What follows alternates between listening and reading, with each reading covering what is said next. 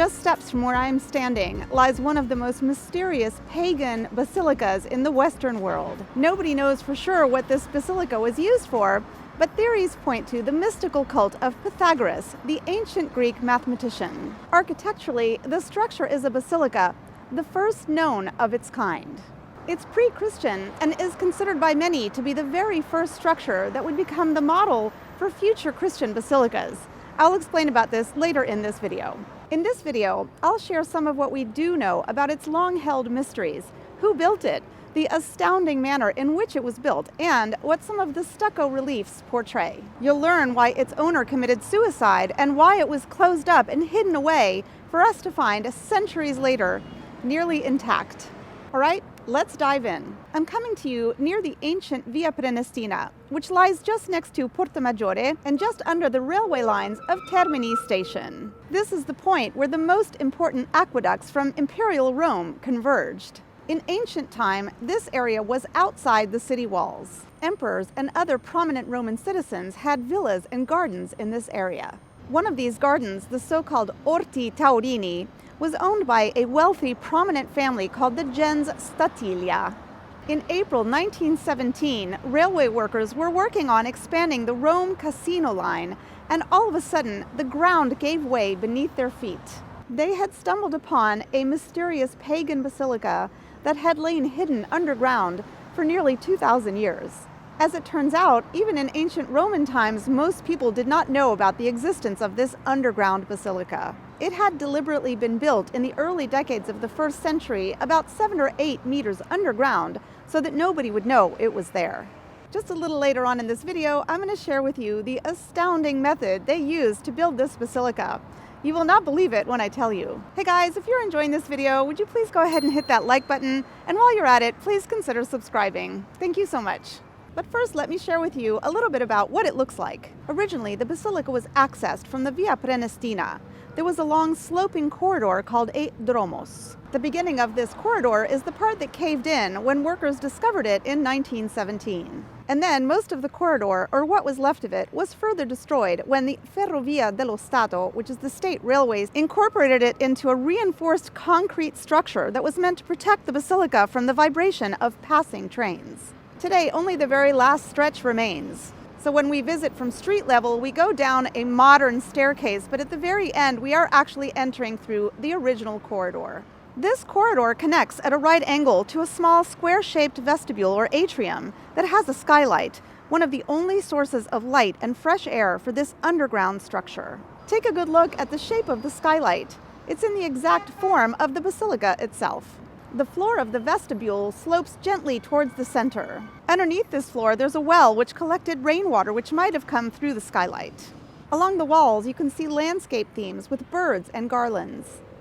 On the vault, we can see designs alternating between polychrome stucco bas-reliefs and frescoes. One of these stuccos depicts a follower of Bacchus next to a panther, an animal sacred to the god. These kinds of scenes are typical of Roman sarcophagi. This, along with other decorative elements, suggests the building might have had a funerary purpose.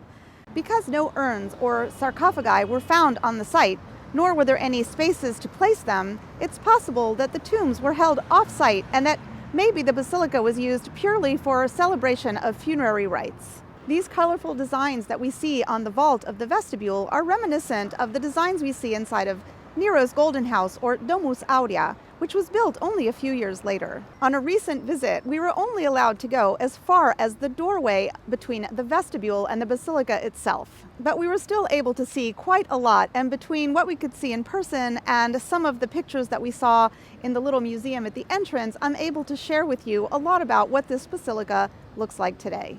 During excavations, they found the skeletons of a pig and a dog under the apse. This might indicate a ritual sacrifice performed when they consecrated the building. If the much-held theory that this is a site of worship of the Neopythagoreans is true, this would have differentiated them from the earliest Pythagoreans of ancient Greece, who were strict vegetarians and did not believe in spilling animal blood for the benefit of humans. On the other hand, animal sacrifice was practiced periodically in Imperial Rome, so that might have influenced the owners of this basilica to follow suit. I have talked about this in other videos, but basically when I'm using the term basilica here, I am referring to an architectural shape. Some churches today are in fact called basilicas precisely because they do take this shape. But basilicas began in ancient Rome as places for Romans to hold business transactions, court proceedings, and imperial audiences. This building is unique in the Roman world because it's the first excavated structure of the kind with this shape. So it's possible that this structure became the inspiration for future Roman non-Christian basilicas,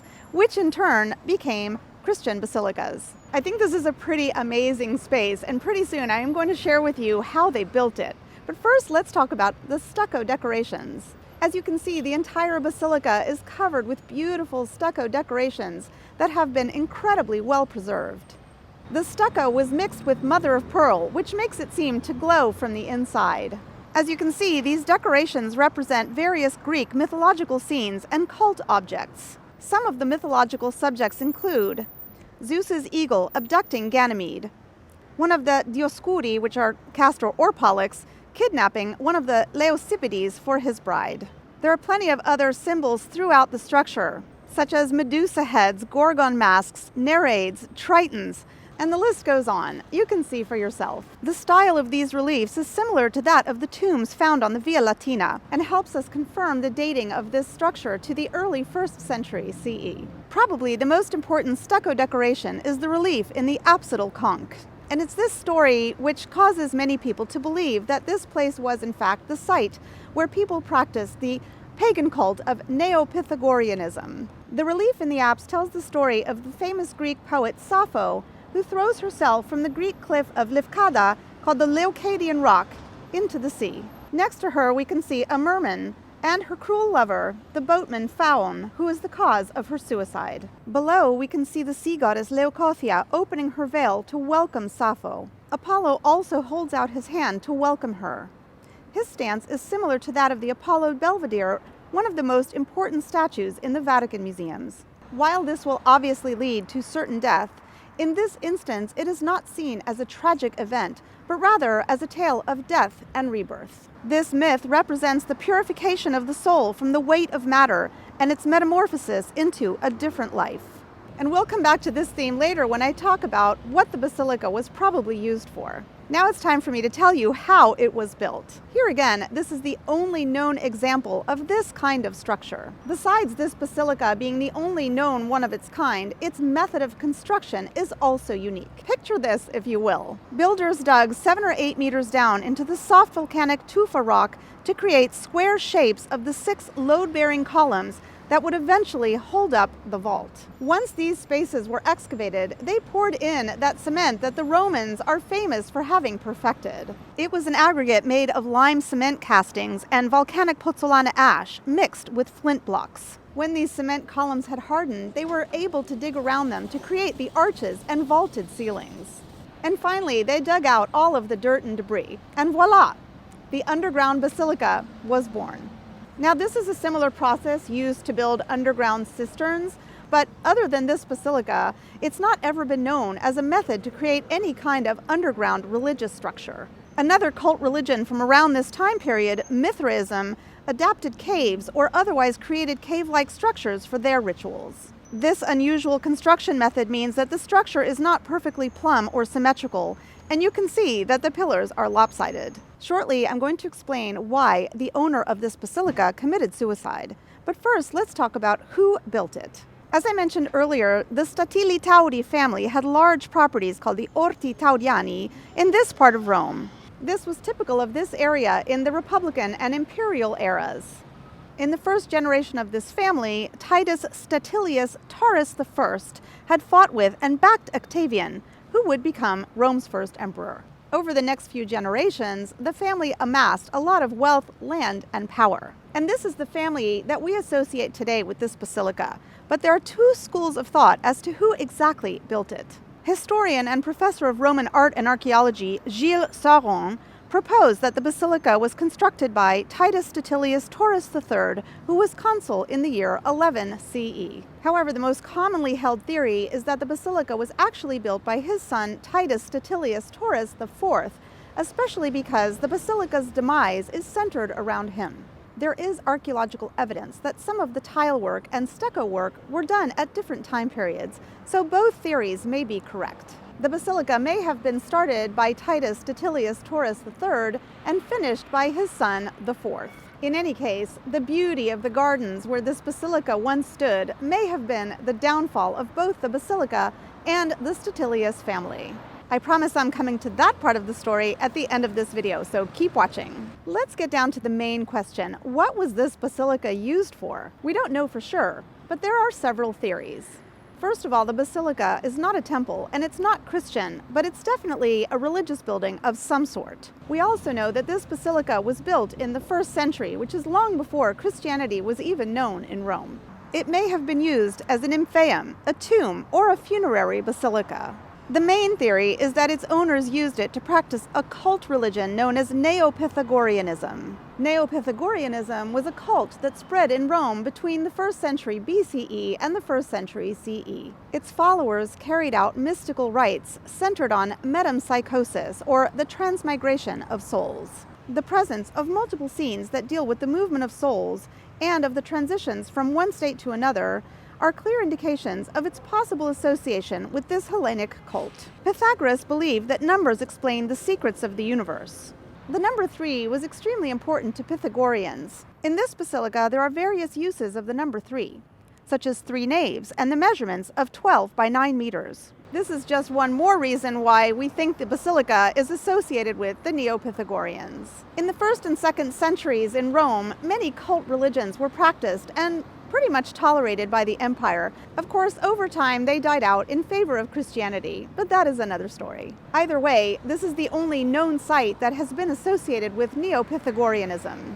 Another interesting factor to consider is how many depictions of women there are throughout the monument. Supposedly, Pythagoras' wife, mother, and daughters were all part of his inner circle, and women were given equal opportunity to study Pythagoreanism. Archaeologist Ida Shortino, one of 2 superintendents in charge of the monument's restoration, posits that we cannot rule out that the basilica may have in fact been dedicated to a woman. It's also possible that the structure had more than one function. For example, it may have been used as a funerary monument and also a place of worship. Now we come down to the end of our story. When and why was it closed, and why did its owner commit suicide?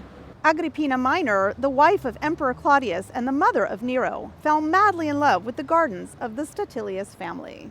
She plotted for a way to take possession of them, and as Tacitus wrote, she accused Statilius of a dependence on magical superstitions. The Senate began investigating Statilius for practicing black magic and illicit rites. He protested his innocence, but to no avail. To avoid the shame of a trial, and to redeem the family name, Titus Statilius Taurus IV committed suicide in the year 53 CE.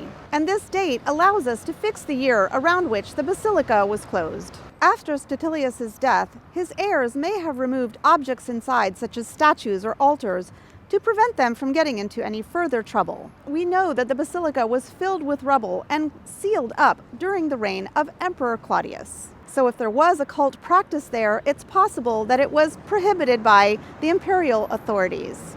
No signs of any restoration have been found, which leads us to believe that the basilica was in use for a very short period. As with Nero's Domus Aurea, which was also deliberately closed after his death, the fact that it was filled with rubble and closed for centuries is precisely why it's in such a great state of preservation today. The basilica is still being restored and is in a very delicate state, which is why, unfortunately, it's not possible to visit it. It was open for visits briefly in 2015 and 2016, and again in January of 2024. But unfortunately, there are no dates set for any future openings. And so sadly, this beautiful basilica, with all of its mysteries, remains very little known. One last thing, if you're curious about where I'm sitting here at Porta Maggiore with the Tomb of the Baker behind me, let me know in the comments below, and I'll make another video about it. And although it's very difficult to visit this basilica, some other similar sites you could visit include the rooms inside of the Rome National Museum, the tombs on the Via Latina, and Nero's Domus Aurea. You can check out my video about that right here.